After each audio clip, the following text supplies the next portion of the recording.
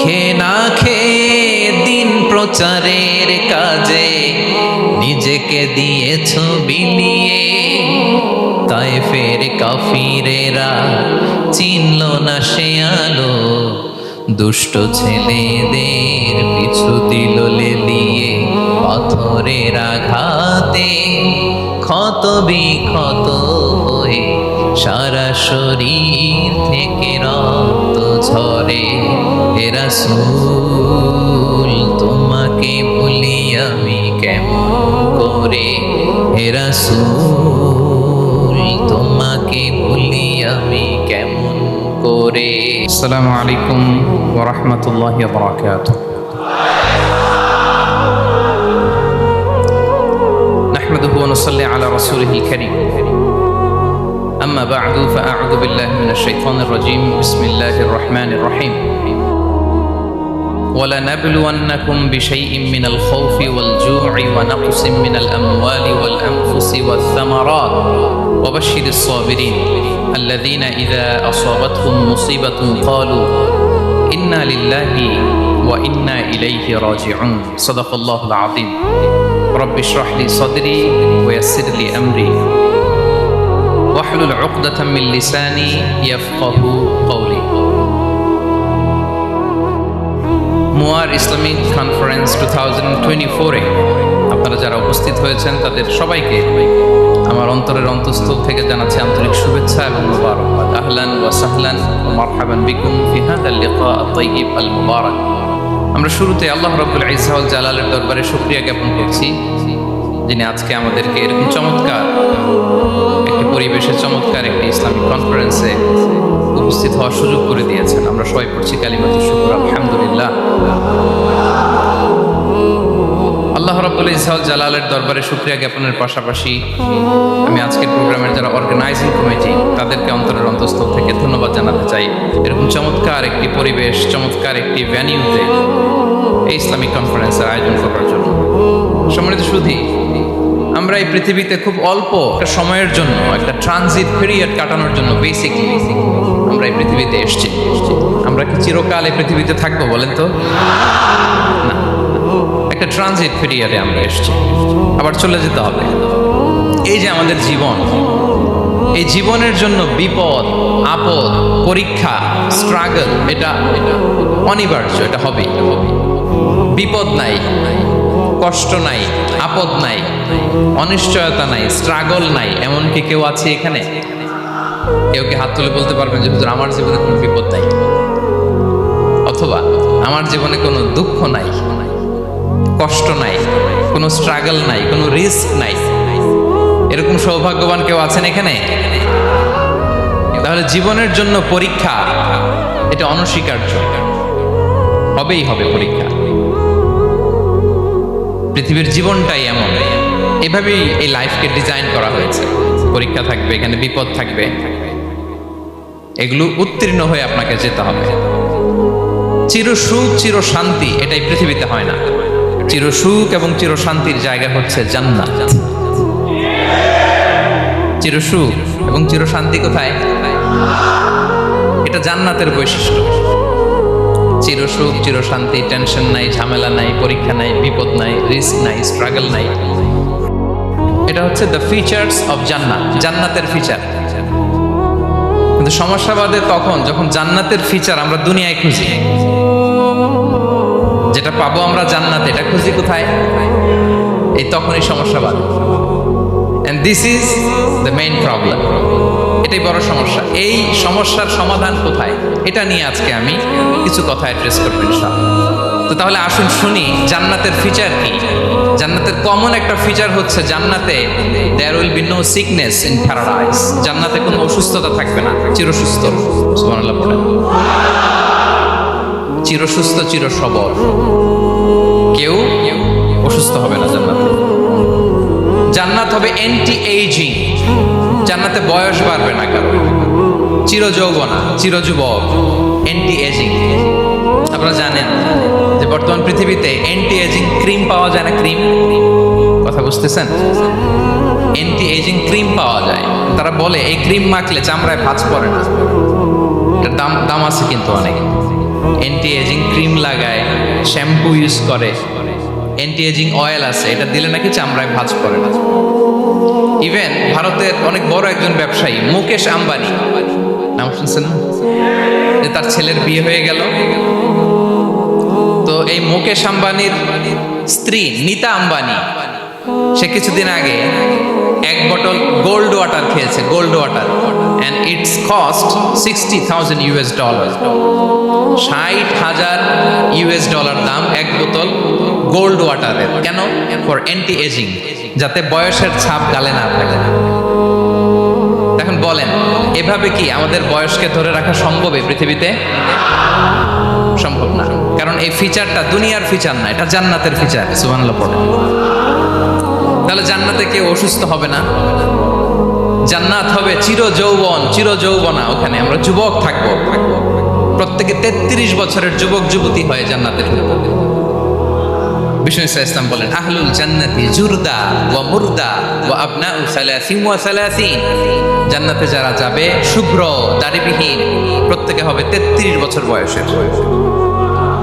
ওই যে 33 বছর বয়সে একবার ঢুকলেন আর বয়স বাড়বে না, ওইটাই চিরকাল ওই বয়স পাবে। জান্নাতের আরেকটা ফিচার হচ্ছে নো ফ্রাস্ট্রেশন, কোনো চিন্তা নাই, দুশ্চিন্তা নাই, হাইপার টেনশন নাই, সজীব প্রাণবন্ত। সুবহানাল্লাহ। জান্নাতের আরেকটা ফিচার হচ্ছে there is no expiry date in জান্নাত।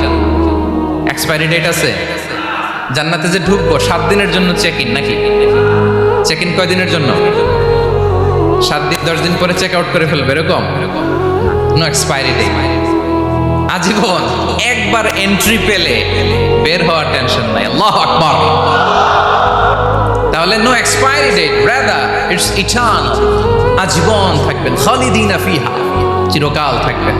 এবং জান্নাতের সবচাইতে গুরুত্বপূর্ণ ফিচার হচ্ছে there will be no death in জান্নাত। জান্নাতে আপনার আর মৃত্যু হবে না, মৃত্যুর বিদায় হবে, তার মানে আপনি অমর হবেন।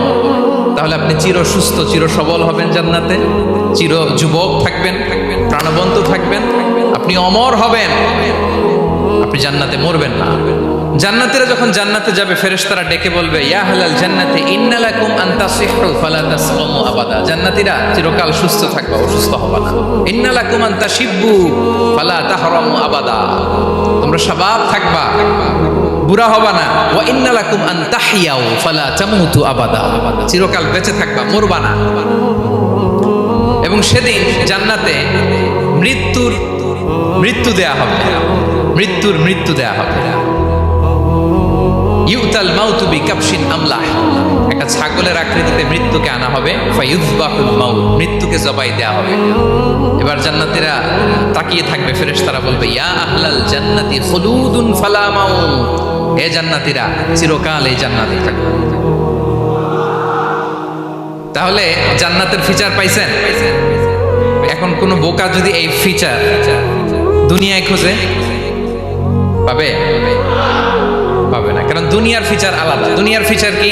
এই দুনিয়াতে বিপদ আসবে, কষ্ট আছে দুনিয়াতে, হতাশা আছে, ভয় আছে, অসুস্থতা আছে, বার্ধক্য আছে, এবং এই দুনিয়ার একটা এক্সপায়ারি ডেট আছে না? দ্য ডে ইউ ডাই, যেদিন আপনি মারা যাবেন, এটা আপনার এক্সপায়ারি ডেট, চলে যেতে হবে, চলে যেতে হবে।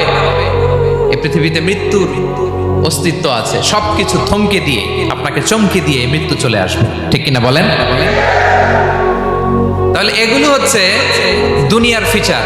এই দুনিয়াতে বিপদ আপদ, কষ্ট, ঝুঁকি, স্ট্রাগল, পার্থক্য, অসুস্থতা, এগুলো নিয়ে আমাদেরকে টিকে থাকতে হয়।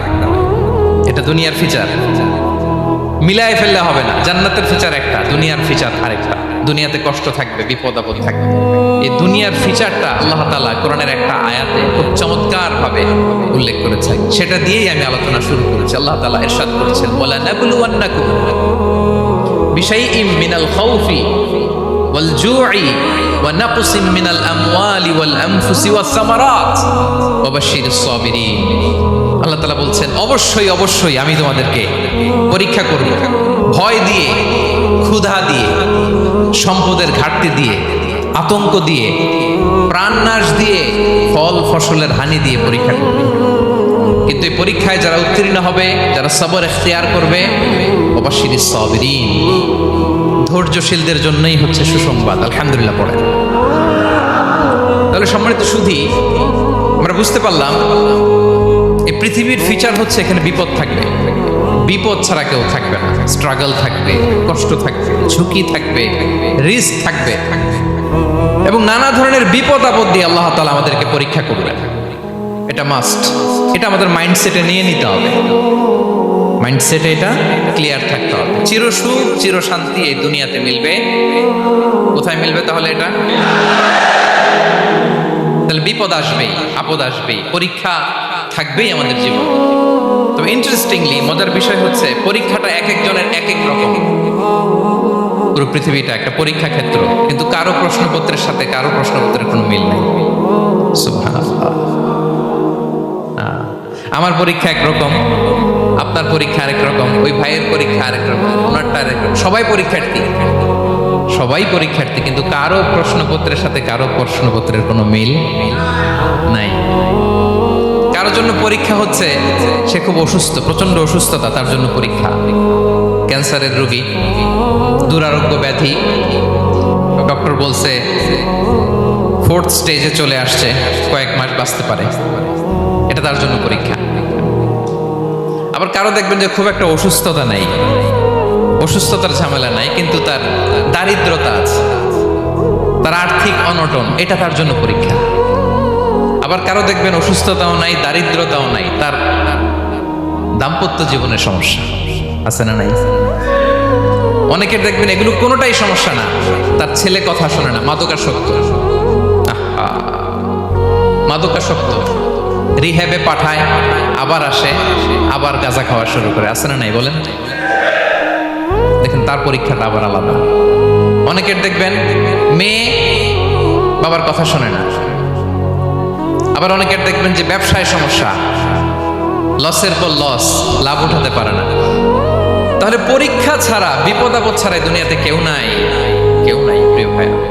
এটা আমাদের মাথায় রাখতে হবে। পরীক্ষা আপনাকে দিতেই হবে, পরীক্ষা দিয়ে দিয়েই নিজেকে প্রমাণ করতে হবে। আর এক একজনের পরীক্ষাটা এক এক রকম, কারো পরীক্ষার সাথে কারো পরীক্ষার কোনো মিল থাকবে না। তো মাঝে মাঝে আমরা এটা ভুলে যাই। আল্লাহ তাআলা কালামে পাকে রিমাইন্ডার দিয়ে আমাদেরকে স্মরণ করিয়ে দিতে চান যে এই পৃথিবীতে আসলে তোমরা এসেছো পরীক্ষা দিতে। এটাই জীবনের বড় বাস্তবতা। আমাদের জীবনে যত হতাশা, আমাদের জীবন নিয়ে যত অভিযোগ, আমাদের মনে যত কষ্ট, আমাদের হৃদয়ের ভেতরে যত অস্থিরতা, তার মূলে হচ্ছে এই সমস্যা যে আমরা ভুলেই গেছি আমরা পরীক্ষা দিতে আসছি। এটা যদি ভুলে না যান, এটা যদি আপনার মাইন্ডসেটে থাকে যে পুরো জীবনটা একটা পরীক্ষা, তাহলে দেখবেন কোনো কিছু আপনাকে কাবু করতে পারবে না। আপনি হতাশ হবেন না, জীবন নিয়ে আর অভিযোগ থাকবে না, আপনি ভেঙে পড়বেন না, সব অভিযোগ হতাশা দূর হয়ে যাবে। তারপর বুঝতে পারলাম পরীক্ষা আপনাকে দিতেই হবে। পরীক্ষা দেয়া ছাড়া এই পৃথিবী থেকে চলে যাওয়ার কোনো চান্স বা সুযোগ আমাদের কারো নেই।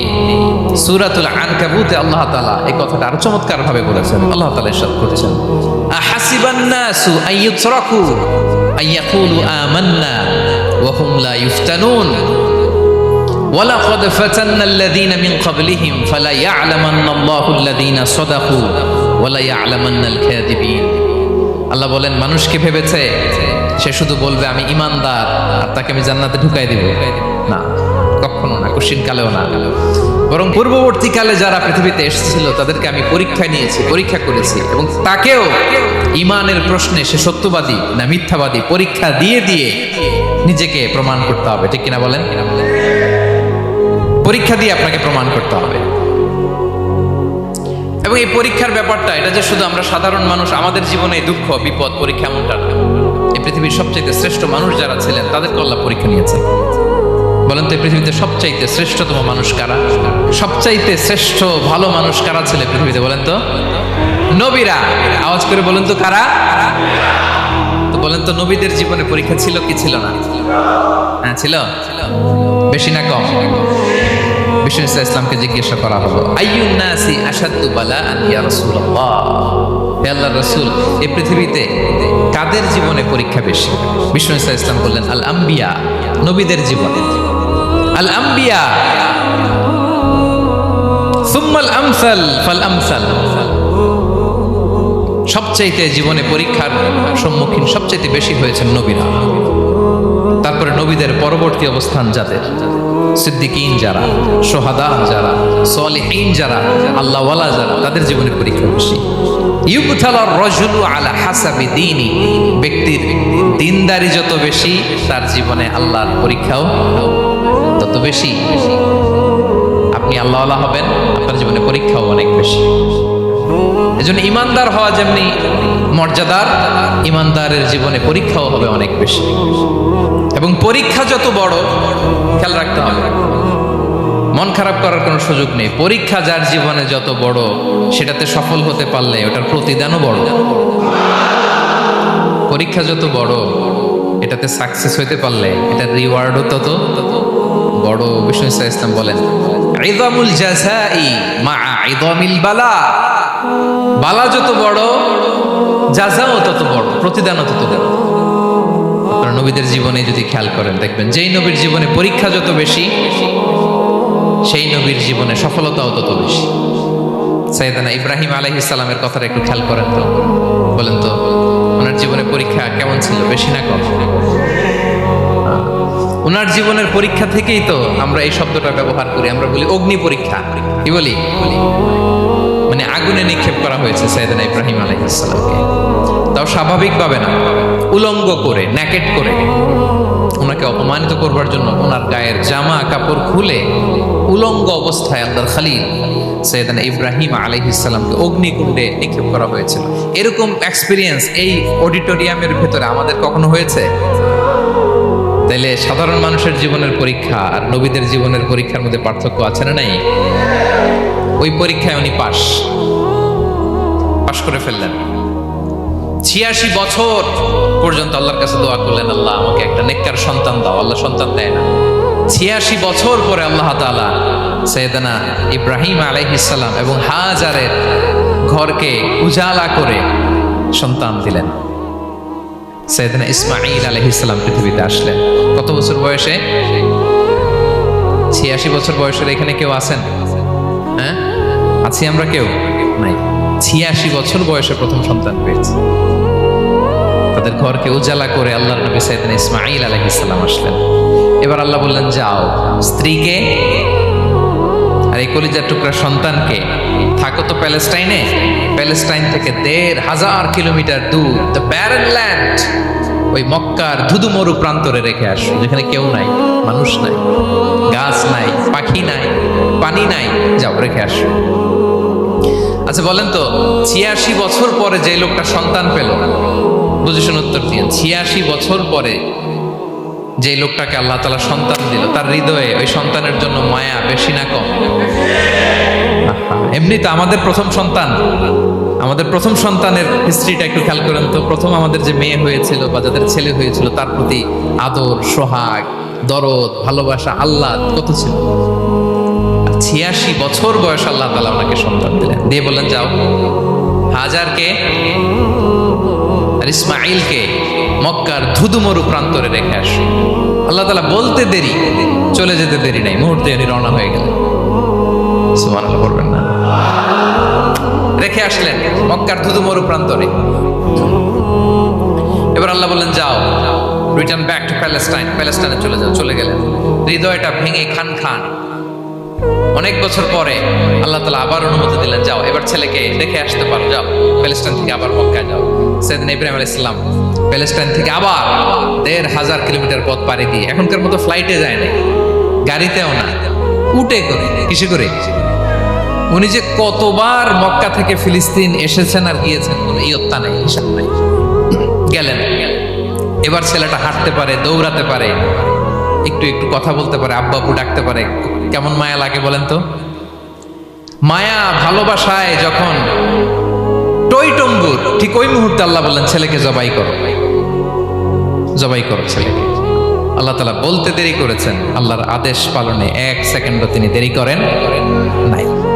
ছুরি চালালেন, জান্নাত থেকে দুম্বা নিয়ে আসা হলো। এভাবে আল্লাহর নবী ইব্রাহিম আলাইহিস সালাম ওনার জীবনের প্রতিটি ক্ষেত্রে, যেখানে আল্লাহ তাআলা ওনাকে ওনাকে পরীক্ষা নিয়েছেন, উত্তীর্ণ হয়েছেন। এবং দেখেন ওনাকে আল্লাহ তাআলা কি উপহার দিলেন, আল্লাহ তাআলা ওনাকে খলিলুল্লাহ উপাধি দিলেন, আল্লাহর বন্ধু। সুবহানাল্লাহ বলেন। আল্লাহ তাআলা বলছেন ওয়া ইযিবতালা ইব্রাহিম রাব্বুহু বিকালিমাতিন ফাআতাম্মাহুন ক্বালা ইন্নী জাঈলুকা লিন-নাসি ইমামা। আল্লাহ অনেকগুলো পরীক্ষা নিয়েছিলেন সাইয়েদনা ইব্রাহিম আলাইহিস সালাম, প্রতিটা পরীক্ষায় সাকসেসফুলি পাস করেছেন, গোল্ডেন এ প্লাস। আল্লাহ বলেন ইন্নী জাঈলুকা লিন-নাসি ইমামা, I am gonna make you the leader for the entire human being. I'm gonna appoint you as a leader for the entire universe. গোটা বিশ্বের জন্য, গোটা মানবতার জন্য আমি তোমাকে লিডার বানায় দিলাম। ইযামুল জাযাই মা'a ইযামিল বালা। পরীক্ষা যত বড়, ওই পরীক্ষায় পাশ করলে ওইটার ফলাফল প্রতিদানও বড়। তাহলে দেখেন প্রিয় ভাইরা, সাইয়েদনা ইব্রাহিম আলাইহিস সালামের জীবনে পরীক্ষার কোনো শেষ ছিল না। আমি আপনি কোথায়? আল্লাহর খলিলের জীবনে যদি এত পরীক্ষা থাকতে পারে, আমি আপনি কোথায় বলেন তো? এবার বলেন সাইয়েদনা মূসা আলাইহিস সালাম, ওনার জীবনে তো কোনো পরীক্ষা টরীক্ষার ছিল না। হ্যাঁ, গুণে শেষ করতে পারবেন? জন্মটাই তো হয়েছে পরীক্ষার মধ্য দিয়ে। মিশরের ছেলে সন্তান হইলে ফেরাউন বলছে জবাই করো। ওনার মা এরকম সিন্ধুকে করে ভাসায় দিলেন নীল নদীতে। আল্লাহু আকবার! কি একটা রোমাঞ্চকর পরিস্থিতির মধ্য দিয়ে আল্লাহ তাআলা ওনাকে বাঁচালেন। জন্মই হয়েছে পরীক্ষার মধ্যে দিয়ে। বড় হইলেন, ফেরাউনের ভয়ে দেশ ত্যাগ করলেন, মিশর থেকে মাদিয়ান। আবার আল্লাহর আদেশে যখন ফিরে আসলেন, আবার ফেরাউনের সাথে তর্ক বিতর্ক, যুদ্ধ। একটা রাত আল্লাহ নবী মূসা আলাইহিস সালাম শান্তিমতো মিশরে ঘুমাতে পারে নাই। একটা রাত শেষ পর্যন্ত এই ফেরাউন মূসা আলাইহিস সালামকে ধাওয়া করেছে। ফেরাউনের ধ্বংসের আগ পর্যন্ত সে মূসা আলাইহিস সালামকে ধাওয়া করেছে। তার মানে মূসা আলাইহিস সালাম এই বিপদ আপদ পরীক্ষা এগুলো থেকে মুক্তি পান নাই। এবার বলেন ঈসা আলাইহিস সালামের কথা, ওনার জীবনে তার পরীক্ষা ছিল না। কি পরীক্ষা ছিল? হ্যাঁ, আল্লাহু আকবার। Same scenario goes to the biography of every messenger in the world. পৃথিবীর সব নবীর ক্ষেত্রে একই ঘটনা ঘটেছে। সাইয়েদনা ঈসা আলাইহিস সালাম দাওয়াত যখন দিলেন, ওনার বিরোধিতা শুরু হলো, ওনাকে হত্যার ষড়যন্ত্র হলো। ইভেন কি ওনাকে মারার জন্য বনি ইসরাইলেরা উদ্ধত হলো, জানে বাঁচবার জন্য পালালেন। এক ঘরে ঢুকলেন, চারদিক দিয়ে ঘেরাও করলেন। উনি দরজা জানালা লাগাই দিলেন। ওরা বললো একজন দরজা ভেঙে জানালা ভেঙে ভিতরে ঢুকো, ঢুকে দেখো বেটা ঈসা কি করে। একজন ভিতরে ঢুকছে, ঢুকার সাথে সাথে বল রাফাআহুল্লাহু ইলাইহি, আল্লাহ তাআলা ঈসা আলাইহিস সালামকে উপরে উঠায় নিলেন। আর যেই লোকটাকে তারা ভিতরে ঢুকালো, তার চেহারাকে আল্লাহ তাআলা ঈসা আলাইহিস সালামের চেহারার মতো করে দিলেন। এবার তার বাইরের সাথীরা বলে ঘটনা কি? বেটা ঈসাও বেরোয় না, আমাদের লোকটাও বেরোয় না, সবাই ঢুক। দরজা ভেঙে ভেতরে ঢুকে দেখে ঈসা দাঁড়ায় আছে। বলেন তো এটা ঈসা না মিসা? এটা কি আসল ঈসা? ওমা কতালু ওমা সলাবু ওয়ালাকিন শুব্বিহা লাহুম। আল্লাহ বলে তোমরা আমার নবী ঈসাকে হত্যাও করতে পারো নাই, শুলেও চড়াতে পারো নাই। আমি সেফটি সিকিউরিটি দিয়ে আমার নবী ঈসা আলাইহিস সালামকে আকাশে তুলে নিয়েছি। তাহলে ওনার জীবনে পরীক্ষার শেষ ছিল না। এবার যদি আমরা বিশ্বনবী সাল্লাল্লাহু আলাইহি ওয়াসাল্লামের জীবনের দিকে তাকাই, ওনার জীবনটা দেখেন তো। আমাদের পেয়ারা নবী বিশ্বনবী মুহাম্মদুর রাসূলুল্লাহ সাল্লাল্লাহু আলাইহি ওয়াসাল্লাম, ওনার জীবনে কি স্ট্রাগল ছিল? স্ট্রাগল। মাক্কি জীবনের কথা যদি একটু খেয়াল করেন, দেখেন তো 3 বছর শিয়াবে আবি তালেবে জেল খেটেছেন, না খেয়েছিলেন। ওনার বংশের লোকেরা প্রথমে ছাগল খেয়েছে, ছাগলগুলো যখন শেষ, ছাগলের চামড়াগুলো শুকিয়ে ওইটা খাইছে। গাছের পাতা ছাল এগুলো খেয়ে খাবারের অভাবে বেহুশ হয়ে পড়ে থাকতো তারা। না খেয়ে কয়দিন ছিলেন আপনি? আমি কয়দিন ছিলাম না খেয়ে? মনেই তো পড়ে না, না খেয়েছিলাম কিনা কোনোদিন। এ হচ্ছে মাক্কি জীবন। মেন্টালি প্রেসার দেয়া হয়েছে। বিশ্বনবীর চাচা আবু লাহাব, তার 2 ছেলে উতবা আর উতাইবা, এদের সাথে বিয়ে দিয়েছিলেন 2 মেয়ের। যখন দাওয়াত দেওয়া শুরু করলেন, 2 মেয়েকে ডিভোর্স দিয়ে দিল। দেখেন, একটা বাবার জন্য প্রাপ্তবয়স্কা মেয়েকে যখন উঠায় নেওয়ার আগে ডিভোর্স দেয়, তার মানসিক অবস্থাটা কেমন থাকে বলে? মেন্টালি প্রেশারাইজ করা হয়েছে, ফিজিক্যালি হ্যারাস করা হয়েছে। বিষ্ণু ইসলাম যখন নামাজে দাঁড়াতেন, উটের পচা নারী ভুড়ি বিষ্ণুনবীর কাঁধে চাপিয়ে দেওয়া হতো। আপনার জীবনে এরকম ঘটছে কখনো? আপনি নামাজ পড়তেছেন, উটের পচা নারী ভুড়ি আপনার কাঁধে চাপিয়ে দেওয়া হয়েছে। কয়দিন হয়েছে এরকম? কয়দিন হয়েছে? হ্যাঁ, তারপরে তো আলহামদুলিল্লাহ বেরোয় না মুখ দিয়ে। কেমন আছেন হুজুর? কয়েন না, বেশি একটা সুবিধার না, তাই না? বেশি একটা একটু মিলাবেন। কতটুকু পরীক্ষা আমরা দিয়েছি? তায়েফে গেলেন বিশ্বনবী, তায়েফে গেছিলেন জমির বায়না দিতে, তাই না? জমি কিনবে তায়েফে। তায়েফবাসীদেরকে জাহান্নামের আগুন থেকে বাঁচাতে গিয়েছিলেন, নিজের জন্য না। সেখানে তায়েফের ছেলেরা পাথর মেরেছে বিষ্ণু ইসলামের গায়ে। এত শুভ্র দেহ ছিল, চেহারা ছিল, বিষ্ণুবীর গা দিয়ে ঝরঝর করে রক্ত ঝরেছে। ফিজিক্যাল হ্যারাসমেন্টের শিকার হয়েছেন বিষ্ণু ইসলাম। যখন সেদিন বিষ্ণু ইসলামকে হত্যার ষড়যন্ত্র করা হলো, আল্লাহ তাআলার আদেশে তিনি মক্কা থেকে মদিনায় হিজরত করলেন। মদিনাতে যে একটা রাত, সপ্তম হিজরির আগ পর্যন্ত শান্তিতে ঘুমাতে পারেন নাই। 3 দিকে 3 ইহুদি বসতি, বনু কাইনুকা, বনু নদীর, বনু কুরাইজা। খাওয়ার মধ্যে বিষ মিশিয়ে দেয়া হয়েছিল বিষ্ণু ইসলামের। বাজুর, খাসির বাজুর রান পছন্দ করতেন। এক ইহুদি মহিলা বিষ্ণু ইসলামের ওই রানের মধ্যে বিষ মিশিয়ে দিয়েছিল। ওই বিষের যন্ত্রণায় মৃত্যুর আগ পর্যন্ত বিষ্ণুনবী কাতরাতেন, এবং উনি ইন্তেকালের সময় ওই বিষের ব্যথা যন্ত্রণাতে ইন্তেকাল করেছেন। বিষ্ণুনবীর ইন্তেকালটা শাহাদাতের ইন্তেকাল ছিল। বিষ্ণু ইসলাম বলেছেন, ওই যে খায়বার এলাকার ওই মহিলা যে আমার খাবারে বিষ মিশিয়েছিল, সেই বিষের যন্ত্রণা, বেদনা, কষ্ট আমি অনুভব করছি।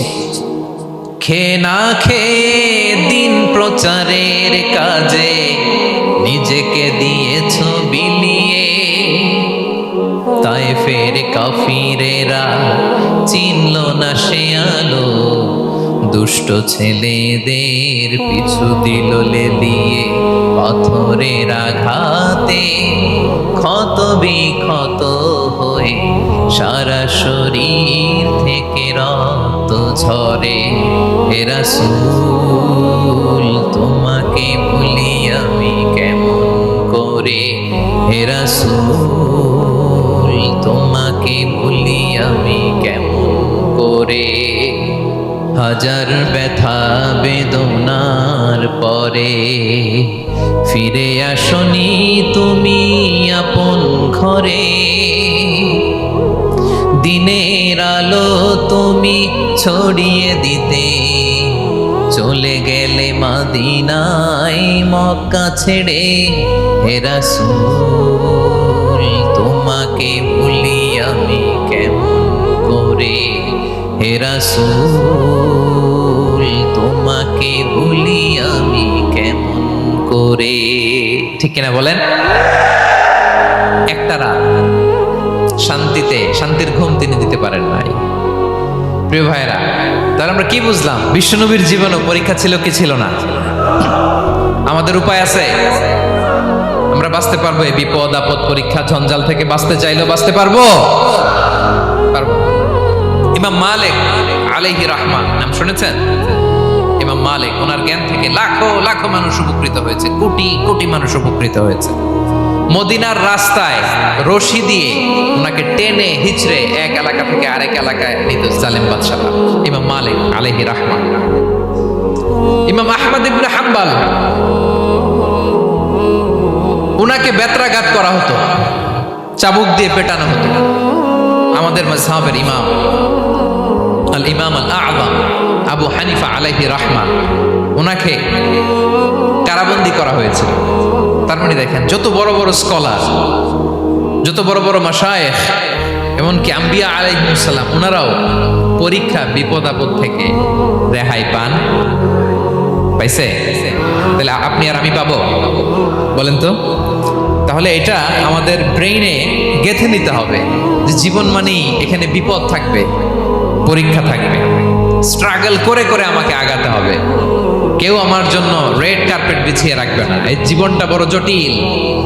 This is life, how it's design. এভাবেই পৃথিবীকে ডিজাইন করা হয়েছে। এখানে বিপদ আছে, কষ্ট আছে। এই পরীক্ষা দিয়ে দিয়ে আপনাকে উত্তীর্ণ হতে হবে। বুঝতে পেরেছেন প্রিয় ভাইরা? নাও দ্য কোশ্চেন আরাইজ, এখন প্রশ্ন হচ্ছে কেন আল্লাহ এই পরীক্ষা নেন? কেন? আল্লাহ তাআলা সূরা মুলকে বলেছেন এই পৃথিবী সাজানোর, এই জীবন মৃত্যুর এই খেলা, এটার উদ্দেশ্যটাকে আল্লাহ তাআলা স্পষ্ট করে বলেছেন, আল্লাযী খালাকাল মাউতা ওয়াল হায়াতা লিয়াবলুয়াকুম আইয়ুকুম আহসানু আমালা। জীবন মৃত্যু দিয়ে তোমাদের জীবনকে সাজানো হয়েছে এজন্য, যাতে করে তিনি তোমাদের পরীক্ষা করতে পারেন। কি করতে পারেন? তোমাদের মধ্যে কে সৎকর্মে অগ্রগামী, কে কাজে ভালো, আমলে ভালো, এটা দেখার জন্য। বেসিকলি আল্লাহর দেখার প্রয়োজন নাই, আমাদেরকে দেখানোর জন্য এই পরীক্ষার আয়োজন। আমি ভালো করবো না খারাপ করবো এটা আল্লাহ জানে না? তো ওনার পরীক্ষা করা লাগে কেন? কথা বলেন। আমি জান্নাতি না জাহান্নামী এটা আল্লাহ জানেন না? বেসিকলি আমাদেরকে জানানোর জন্য এই পরীক্ষার আয়োজন। কাদেরকে জানানোর জন্য? মানে তুমি জেনে যাও তুমি জান্নাতি না জাহান্নামী। আমি ভালো করেই জানি। একটা ছোট্ট উদাহরণ দিলে বুঝতে পারবেন প্রিয় ভাইয়েরা। ধরেন আল্লাহ তাআলা দুইজনকে সৃষ্টি করলেন। উদাহরণস্বরূপ একজনের নাম আব্দুল্লাহ আর একজনের নাম আব্দুর রহমান। সৃষ্টির পরে আব্দুল্লাহকে বললেন, আব্দুল্লাহ আমি জানি তুমি পৃথিবীতে 50 বছর হায়াত পাইতা, খুব ভালো কাজ করতে, আমি দুনিয়াতে অনেক ভালো কাজ করতে, এটা আমি আগেই জানি, আমার অসীম জ্ঞান বলে আমি আগে থেকেই জানি। তো যাও, তোমার এই মাত্র সৃষ্টি করলাম, যাও তুমি জান্নাতে ঢুকে যাও, কারণ আমি জানি তুমি জান্নাতি হবে। আচ্ছা, আর আব্দুর রহমান তুমি পৃথিবীতে খুব খারাপ কাজ করতে, এটা আমি জানতাম, তোমার পাঠাইলে খারাপ কাজ করবা, তুমি সীমা লঙ্ঘন করবা, অন্যায় করবা, অপরাধ করবা, তুমি জাহান্নামী হবা, যাও। যেহেতু আমি জানি পরীক্ষার আর দরকার নেই, তোমারে জাহান্নাম দিয়ে দিলাম, যাও ঢুকে যাও। আব্দুল্লাহ ঠিকই জান্নাতে ঢুকে যাবে, আব্দুর রহমান কি ঢুকবে? ঢুকবে। সে বলবে, আল্লাহ এইমাত্র আমারে বানাইলেন, এইমাত্র আপনি আমাকে সৃষ্টি করলেন, সৃষ্টি করেই বলতেছেন তুমি জাহান্নামে যাও, আর বলতেছেন আমি জানি দুনিয়াতে পাঠালে তুমি খারাপ কাজ করবা, তুমি জাহান্নামী হবা, পাঠানোর আর কি দরকার, আগে থেকে জাহান্নামে যাও। আল্লাহ আপনি জানলে জানতে পারেন, আমি তো জানি না। ঠিক কিনা বলেন? সে বলবে, না আল্লাহ আপনি ভুল বলতেছেন, এই দুনিয়াতে পাঠাইলে আমি খুব ভালো কাজ করতাম, আমি সীমা লঙ্ঘন করতাম না, নামাজ পড়তাম, রোজা রাখতাম, হজ করতাম, যাকাত দিতাম, সাদাকা করতাম, চ্যারিটি করতাম, জনকল্যাণকর সব ভালো কাজগুলো আল্লাহ আমি করতাম। এজন্য আল্লাহ তাআলা পরীক্ষার আয়োজন করেছেন, যাতে করে তুমি জেনে যাও যে পৃথিবীতে তুমি কি করেছো। এখন আর আল্লাহকে এক্সকিউজ দেওয়ার সুযোগ নেই। আচ্ছা বলেন তো, আবু জাহেলকে যদি আল্লাহ এখন কিয়ামতের দিন বলে, Abu Jahl go to the hell fire, আবু জাহেলের কাছে বলার সুযোগ আছে? কারণ ও দুনিয়াতে কি করে আসছে এটাও জানে না। ফেরাউনকে ডেকে যদি আল্লাহ বলে, ফেরাউন তুমি জাহান্নামে যাও, go to the hell fire, ওর কি কোনো এক্সকিউজ দেওয়ার সুযোগ আছে? বলেন, সুযোগ আর আছে? কারণ তুমি দুনিয়াতে কি করেছো তোমার চেয়ে ভালো কেউ আর জানে। তা পৃথিবীতে এই পরীক্ষার এই আয়োজনের সবচাইতে বড় উদ্দেশ্য হচ্ছে যাতে করে আমরা দেখে যাই যে আমরা কি কাজ করছি। কেউ যখন পরীক্ষা দেয় প্রিয় ভাইরা, ওই পরীক্ষায় কত পাবে তার একটা হিসাব আছে না? বলেন, আপনি গণিত পরীক্ষা দিয়ে আসছেন, যে 100-তে 100 পাবে সে বলতে পারে আমার সব অঙ্ক হয়েছে, ঠিক কিনা বলেন? আর যে লাড্ডু গুড্ডু বুঝছেন তো, কিছুই পারে নাই, ঘোড়ার ডিম, তারও একটা হিসাব আছে যে সে কিছুই লিখে আসতে পারে নাই। এই পৃথিবীতে এই পরীক্ষার আয়োজনের প্রধানতম কারণ হচ্ছে যাতে করে আমরা বুঝে যেতে পারি যে আমরা কোথায় যাব, জান্নাতে না জাহান্নামে। প্রিয় সুধী, এ পর্যায়ে আমরা জানবো এই যে পরীক্ষা আল্লাহ তাআলা নিচ্ছেন আমাদেরকে, এই পরীক্ষায় সফল হওয়ার মূল মন্ত্র কি। কোরআনে বিভিন্ন আয়াতে এই পরীক্ষার কথা বলা হয়েছে এবং এই পরীক্ষার সফলতার মূল মন্ত্রও কোরআনে ঘোষিত হয়েছে। আলহামদুলিল্লাহ বলেন। যে আয়াত দিয়ে আমি শুরু করেছি, এই আয়াতে আল্লাহ তাআলা বলেছেন, ওয়াবাশশিরিস সাবিরিন, নবী হে ধৈর্যশীলদেরকে আপনি সুসংবাদ দিন, ধৈর্যশীলদেরকে সুসংবাদ দিন। তার মানে বিপদে ধৈর্য ধারণ করতে হবে প্রিয় ভাইরা। ইন্নামাস সাবরু ইনদা সাদামাতিল উলা। বিপদে আমরা অনেক সময় প্যানিক হয়ে যাই, অস্থির হয়ে যাই, কি করব, হতাশ না। মুমিনরা হতাশ হয় না, ধৈর্য ধারণ করে। কি করে? কি করে?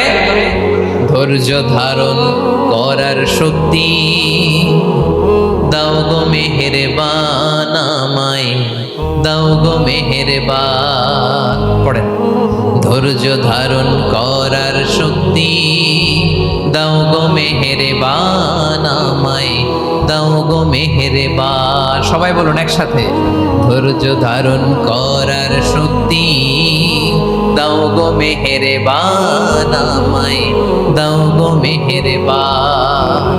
বুকের ভেতর ব্যথার নদী বইছে অবিরাম, বইছে বইছে অবিরাম। পড়ুন, ধৈর্য ধারণ করার শক্তি দাও গো মেহেরবান আমায় দাও গো মেহেরবান। পড়েন আমিন। আল্লাহ যেন বিপদে আমাদেরকে ধৈর্য ধারণ করার তৌফিক দান করে।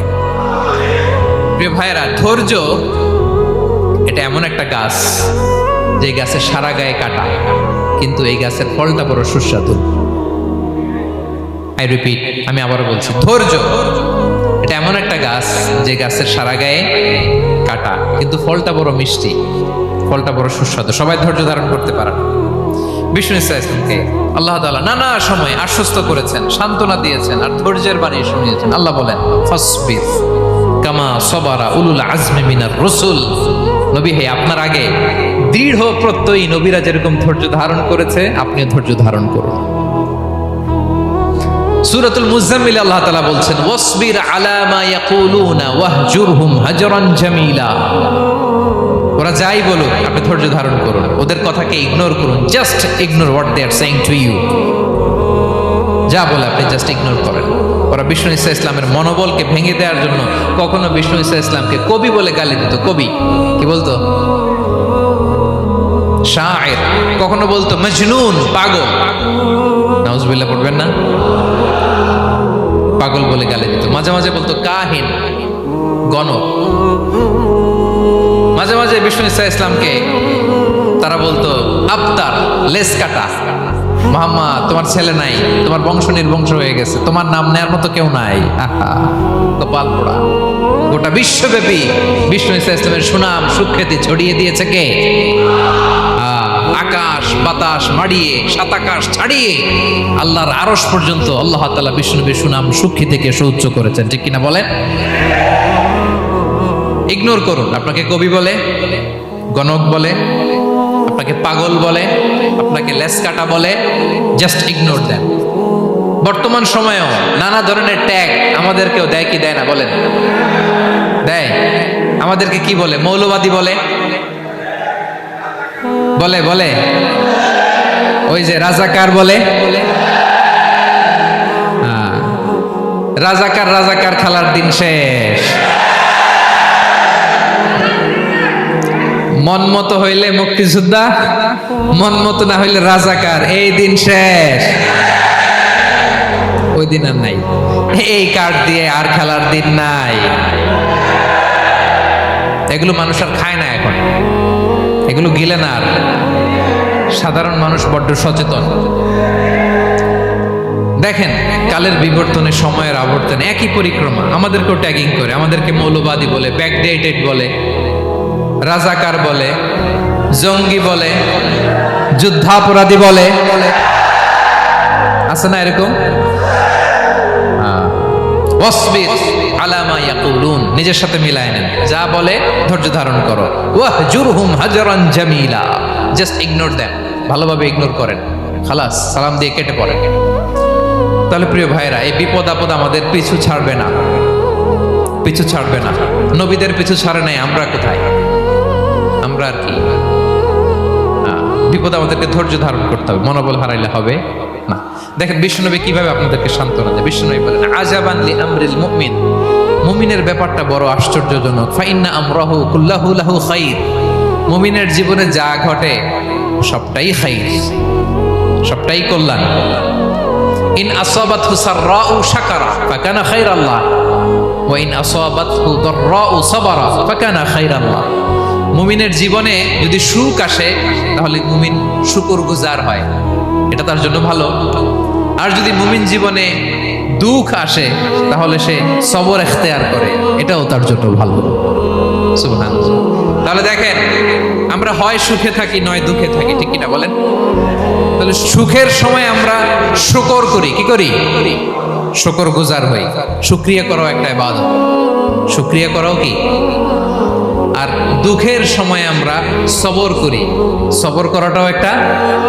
তাহলে আমাদের পুরো জীবনটাই ইবাদত, পুরো জীবনটাই সুখের সময় শুকর আর দুঃখের সময় সবর। আওয়াজ করে বলেন, সুখের সময় শুকর আর দুঃখের সময়। এই দুই আবাদত মুমিন জীবনে চলমান, কন্টিনিউয়াস, একটা উইন উইন সিচুয়েশন। কি বলেন, উইন উইন হয়ে গেল না? যেই পরিস্থিতিতেই থাকে আমাদের জন্য লাভ। আল্লাহু আকবার। তাহলে প্রিয় ভাইরা, এটাই জীবনের বাস্তবতা। সবর আমাদেরকে ইখতিয়ার করতে হবে, হতাশ হওয়া যাবে না। অনেকে আমরা অল্পতে হতাশ হই। এই যে আমরা ধৈর্য ধারণ করছি, এর ফল পাচ্ছি না? দীর্ঘ 1.5 দশক ধরে ধৈর্য ধারণ করছেন না আপনারা? এখন মুক্তি, স্বাধীনতা, বিজয় এনে দিয়েছে কে? ধৈর্য ধারণ করুন। ধৈর্যের যে ফলাফল, এটা বড় মিষ্টি। ধৈর্য এমন একটা গাছ, এই গাছের সারা গায়ে কাটা, কিন্তু এর ফলটা বড় সুস্বাদু, এর ফলটা বড় মিষ্টি।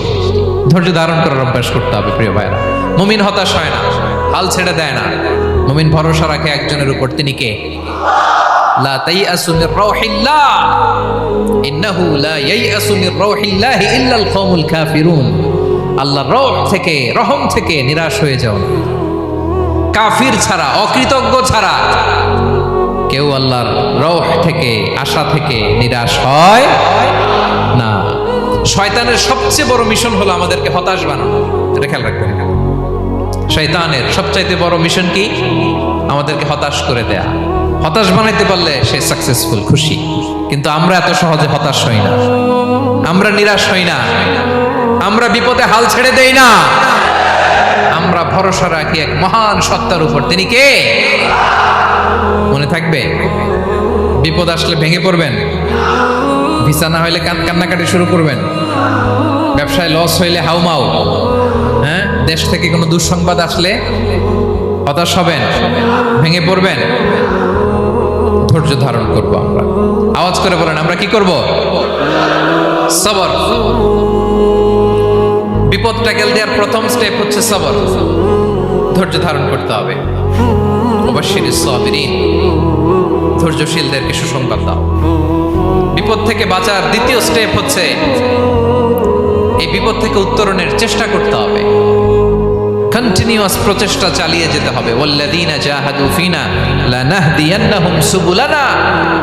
যারা আমার রাস্তায় চেষ্টা করে, প্রচেষ্টা করে, স্ট্রাগল করে, তাদেরকে আমি পথ দেখিয়ে দেই, সুবুল দেখিয়ে দেই, ওয়ে আউট দেখায় দেই, এক্সিট দেখায় দেই। কোথাও আটকাবেন না আপনি, আপনাকে এক্সিট দেখায় দিবে কে? মালয়েশিয়াতে কেলুয়ার বলে না? কেলুয়ার কি বলে চিনেন? কেলুয়ার মানে কি? এক্সিট। এক্সিট পেয়ে যাবেন, আটকাবেন না আপনি জীবনে কোথাও। 3 নাম্বার, আল্লাহর উপর তাওয়াক্কুল করতে হবে বিপদ আসলে। ওমাইয়া তাওয়াক্কাল আলাল্লাহি ফাহুয়া হাসবুহ। আল্লাহর উপর যে তাওয়াক্কুল করে, আল্লাহই তার জন্য যথেষ্ট হয়ে যায়। তাহলে বিপদে প্রিয় ভাইরা আমরা প্যানিক হব না, ধৈর্য ধারণ করব, বিপদ থেকে উত্তরণের সর্বোচ্চ প্রচেষ্টা চালিয়ে যাব, আর ভরসা রাখবো একজনের উপর, তিনি কে? আর বিপদ আসলে এটাকে নেগেটিভলি নেবেন না সব সময়। বিপদ আপদ এটা অনেক পজিটিভ, ভালো জিনিস আমাদের জীবনে বয়ে নিয়ে আসে। শাইখুল ইসলাম ইবনু তাইমিয়া আলাইহি রাহমা, উনি বলতেন, খুব দামি কথা, খুব হেভি ওয়েট কথা, মনোযোগ দিয়ে শুনুন। তিনি বলতেন, যে নেয়ামত তোমাকে আল্লাহ থেকে দূরে সরায়, ওই নেয়ামতের চেয়ে বিপদ ভালো, যে বিপদ তোমাকে আল্লাহর দিকে ধাবিত করে। আই রিপিট, আমি আবারও বলি, যে নাজ নেয়ামত তোমাকে আল্লাহ থেকে দূরে সরিয়ে দেয়, সে নাজ নেয়ামতের চেয়ে ওই বিপদ আপদ ভালো, যেই বিপদ আপদ তোমাকে আল্লাহর কাছে টেনে নেয়। তাহলে বিপদ আপদ আসলে আপনি হতাশ হবেন, আর কখনো দুঃখ করবেন? মোয়ারের ভাইয়েরা, আর মন খারাপ করবেন? আপনি খেয়াল করে দেখেন, বিপদ আসলে আমরা আল্লাহরে ডাকি বেশি। যখন অসুস্থ আপনি খেয়াল করেন তো, আল্লাহ আল্লাহ, তুমি ছাড়া বাঁচানোর কেউ নাই, আল্লাহ আল্লাহ তুমি হেফাজত করো, আল্লাহ তুমি সুস্থ করে দাও।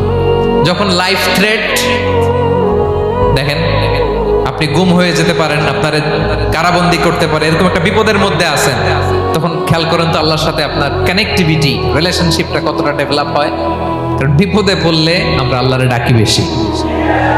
তাহলে বিপদ আপদেরও কিছু পজিটিভ সাইড বা দিক আমাদের জীবনে আছে না নাই? অনেক পজিটিভ দিক আছে। কয়েকটা শেয়ার করি। এক নাম্বার, আল্লাহ, এক নাম্বার পজিটিভ সাইড তো বললাম, ইমাম ইবনে তাইমিয়া যেটা বললেন। এরপরে হচ্ছে মাঝে মাঝে আল্লাহ তাআলা আমাদের মর্যাদাকে আপগ্রেড করতে চায়, এলিভেট করতে চায়। আপনি ধরেন কোন একটা এয়ারলাইন্সের রেগুলার প্যাসেঞ্জার টিকিট কাটেন, মাঝে মাঝে হঠাৎ করে দেখবেন কাউন্টারে গেলে তারা বলে you are upgraded to business class অথবা you are upgraded to first class. যেহেতু রেগুলার প্যাসেঞ্জার, অনেক মাইলস জমা হয়েছে, আপগ্রেড করে দেয়। আল্লাহ তাআলা মাঝে মাঝে চায় তিনি আমাদের মর্যাদাকে, র্যাঙ্ক, এটাকে আপগ্রেড করবেন, কিন্তু আমার যে আমল আখলাকের অবস্থা, ওইটা দিয়ে ওই আপগ্রেড র্যাঙ্কে যাওয়ার সুযোগ নাই। বুঝতেছেন কথা? আল্লাহ চায় আমার লেভেল একটু আপ করতে, কিন্তু আমার আমলের যে অবস্থা, এতে আমি ওখানে যাই না। তখন আল্লাহ কিছু বিপদ আপদ দিয়ে, পরীক্ষা দিয়ে বান্দাকে টেস্ট করে। ওই পরীক্ষায় যদি উত্তীর্ণ হন, সাথে সাথে আল্লাহ তাআলা আপনার লেভেল বা র্যাঙ্ক আপগ্রেড করে দেয়। সুবহানাল্লাহ পড়বেন না? তাহলে লাভ না লস? আওয়াজ করে বলেন, লাভ না লস? মুমিন জীবনের সব লাভ। যত বিপদ আপদ আপনাকে স্পর্শ করে, প্রতিটাতেই আপনার জন্য কল্যাণ। বিষ্ণু ইসলাম বলেন, মা ইউসিবুল মুসলিমা মিন নাসাবিন ওয়ালা ওয়াসাবিন ওয়ালা হাম্মিন ওয়ালা হুজনিন ওয়ালা আযান ওয়ালা গাম্মিন হাত্তা শাওকাতি ইউশাকুহা ইল্লা কাফারাল্লাহু বিহা খাতায়া।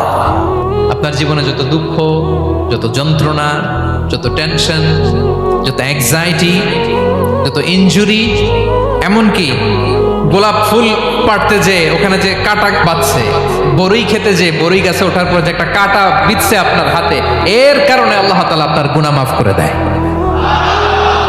সুবহানাল্লাহ। তাহলে বিপদ আপদ দিয়ে আল্লাহ বান্দার মর্যাদাকে আপগ্রেড করে। বিপদ আপদে ফেলে আল্লাহ তাআলা বান্দার পাপ মোচন করে। বিপদ আপদ দিয়ে আল্লাহ তাআলা বান্দার শাস্তি মওকুফ করে। এমন পাপ করছেন, এটার জন্য শাস্তি বরাদ্দ হয়ে গেছে, কিন্তু আল্লাহ তাআলা ওই শাস্তি থেকে মাঝে মাঝে আপনাকে বাঁচাতে চায়, তখন কিছু বিপদ দিয়ে বান্দারে পরীক্ষা করে। উত্তীর্ণ হলেই আল্লাহ তাআলা ওই শাস্তিকে মওকুফ করে দেয়। তাহলে আসুন সামারি করি, পুরো আলোচনাটার সামারি করি। এক নম্বর সামারি হচ্ছে বিপদ আপদ, পরীক্ষা, স্ট্রাগল, কষ্ট, এটা সুন্নাতুল্লাহি ফিদ দুনিয়া। এই দুনিয়ায় আল্লাহর সুন্নাত, এর বাইরে কেউ যেতে পারে না, ইভেন নট দ্য মেসেঞ্জার্স, নবীরাও না। আজকের আলোচনায় শুনছেন না নবীদের জীবন দিয়ে কি গেছে, ups and downs, test and trial, নবীরাও না। তাহলে এটা আমাদের মাইন্ডসেটের সাথে সেট আপ করে নিতে হবে যে অতীতে, বর্তমানে, ভবিষ্যতে বিপদ আপদ মুক্ত এই পৃথিবীতে কেউ থাকবে না। পারবেন? হ্যাঁ, এটা মাইন্ডসেটে নিয়ে নিতে হবে যে এটাই জীবন, বিপদ আপদ দিয়ে আল্লাহ পরীক্ষা করবেন। এটাই পৃথিবী। চির সুখ চির শান্তি এই পৃথিবীতে খুঁজলেই পাওয়া যায় না। শুরুতে বলছিলাম না, চির সুখ চির শান্তি। বলেন তো এটা কি দুনিয়ার ফিচার না জান্নাতের ফিচার?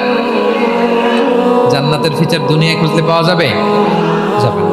তাহলে আজকের আলোচনার এক নাম্বার লেসন হচ্ছে বিপদ আপদ এটা সুন্নাতুল্লাহি ফিদ দুনিয়া।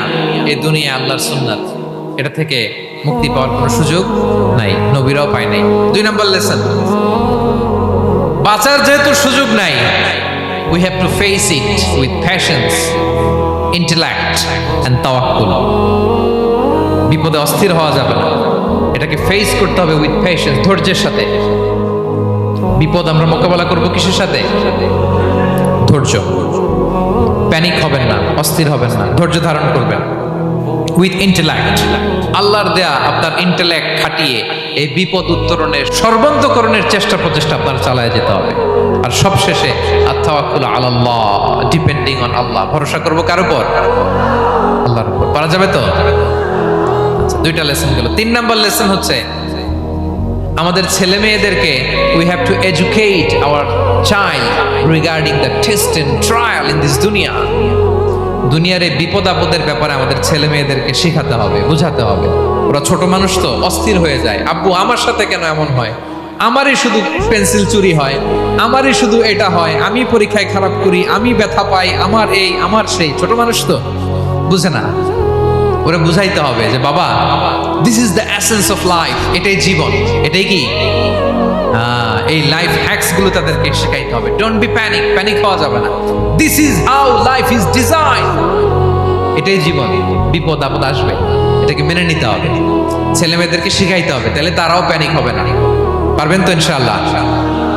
আচ্ছা, 4 নম্বর লেসন হচ্ছে যেটা আমরা জানলাম, এই বিপদ আপদ সবসময় আমাদের জন্য খারাপ না। সামটাইমস ইট ব্রিংস খায়ের for us if dealt properly. ঠিক মতো বিপদকে ডিল করতে পারলে এটা আসলে আমার জন্য আখেরে কল্যাণই বয়ে নিয়ে আসে। কি বলেন, তাই না? কল্যাণ বয়ে নিয়ে আসে। সব শেষ কথা হলো, আমরা যেন এই বিপদগুলোকে প্রপারলি ডিল করতে পারি, আমরা যেন সবর এখতিয়ার করতে পারি। আল্লাহর কাছে চাইতে হবে, দোয়া করতে হবে, কারণ তৌফিক দেওয়ার মালিক কে?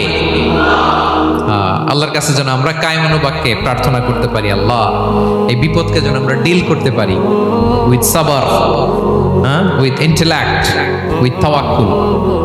আসল হাতিয়ার হচ্ছে এটা, দোয়া।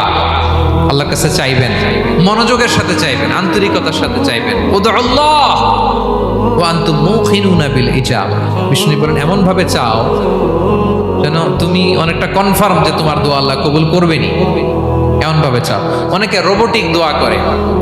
রোবোটিক দোয়া মানে দোয়ার মধ্যে প্রাণ নাই, ধ্যান নাই, মন নাই, আগ্রহ নাই, ভালোবাসা নাই। ওই দোয়া আল্লাহ কবুল করে না। মনোযোগ দিয়ে চাইতে হবে চাওয়ার মতো, তাহলে আল্লাহ তাআলার পক্ষ থেকে তৌফিক পাওয়া যাবে। পারা যাবে তো ইনশাআল্লাহ? আল্লাহ তাআলা আমাদের সবাইকে বিপদে আপদে ধৈর্য ধারণ করার তৌফিক দান করুক। নবীরা তাদের জীবনে যেভাবে স্ট্রাগল, আপস এন্ড ডাউনস, বিপদগুলোকে, টেস্ট এন্ড ট্রায়ালগুলোকে ডিল করেছে, আমরা যেন সেভাবে ডিল করতে পারি। আল্লাহ তৌফিক দান করুক। আল্লাহ তাআলা আমাদের সবাইকে কথাগুলো বোঝা আর আমল করার তৌফিক দান করুক। হাযা মা ইনদি ওয়াল ইলমু ইনদাল্লাহি আলাইহি তাওয়াক্কালতু ওয়া ইলাইহি উনীব। ওয়াসসালামু আলাইকুম ওয়া রাহমাতুল্লাহি তাআলা ওয়া বারাকাতুহু।